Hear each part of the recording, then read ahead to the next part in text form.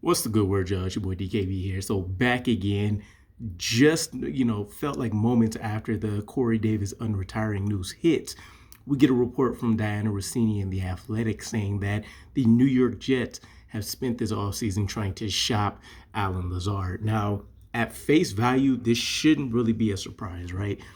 The 2023 season for Alan Lazard, expectations is he's joining the Jets. He's going to be a number 2 wide receiver. We're going to have, didn't need to be an elite number 2 wide receiver, by the way, but we're going to have a respectable partner for Garrett Wilson to take some pressure off. Instead, we see Garrett Wilson seeing triple, double teams, throughout the course of the season. Had the toughest 1,000 yards that I can remember in recent memory, with the exception of his rookie year, right? None of that happened. Nothing that we debated for so long when it came to the Corey Davis versus Alan Lazard arguments came to fruition.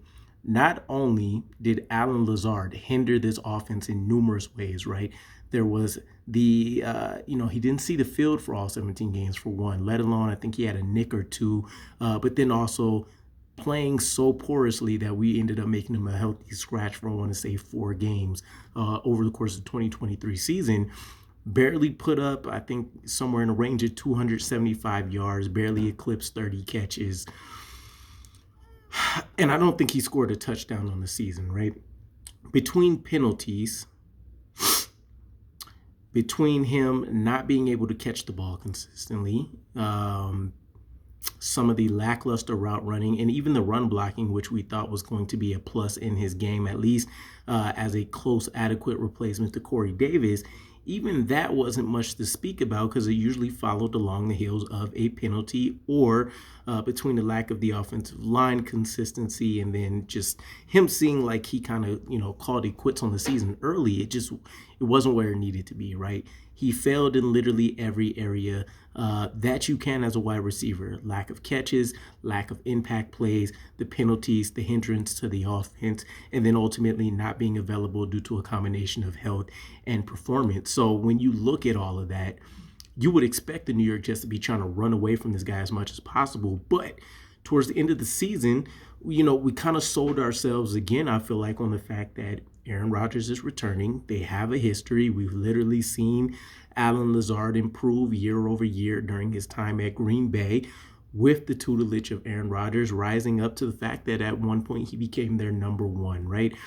You look at his best seasons, it was when he was more so a number 3 wide receiver. I think that's kind of our expectation, right? We had Garrett Wilson. We were going to either take the draft or free agency to find a new quality number 2.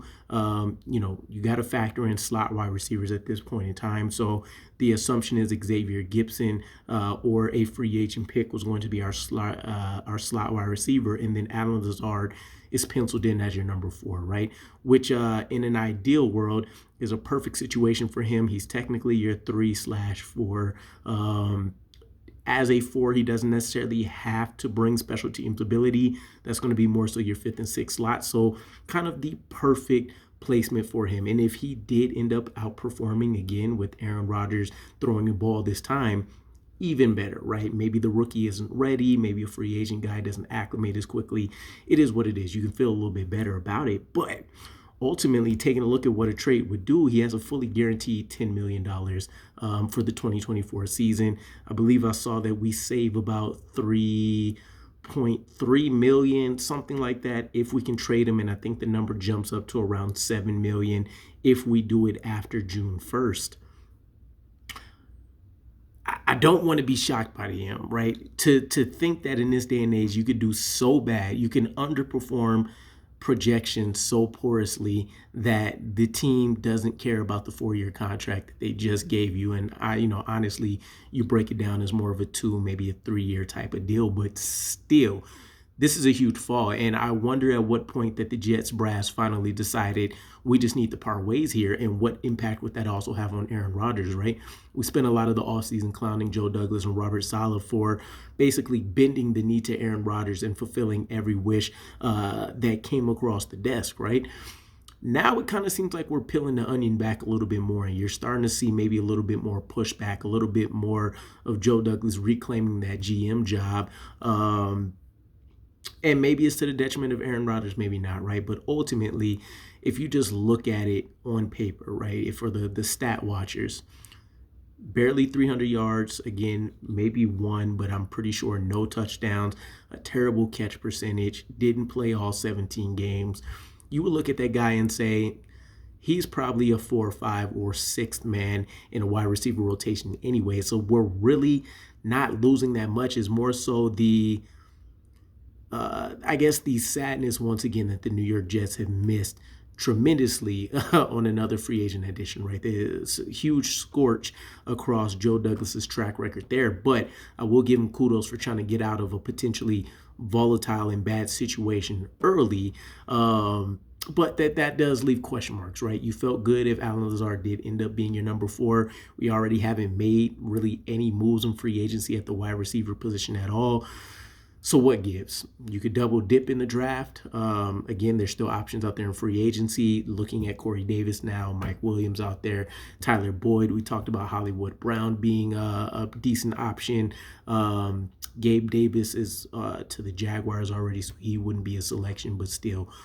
Overall, there's some pieces you can put in place, and honestly, most, if not all of those guys, you'll consider an upgrade over Allen Lazard at this point in time.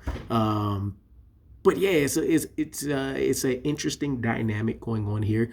Let me know what you guys think are the moves that we're seeing now, maybe symbols of Joe Douglas and Robert Saleh getting back on track, reclaiming their jobs, and showing a little bit of, I don't want to say aggression, but maybe I guess leadership and kind of ownership over what they should be doing anyways, and kind of setting things straight to a certain degree with Aaron Rodgers. And I don't know if we can even find a trade partner. That's going to be a lot of the conversation around this to begin with. But let me know what you guys think. I'll catch you again. Peace.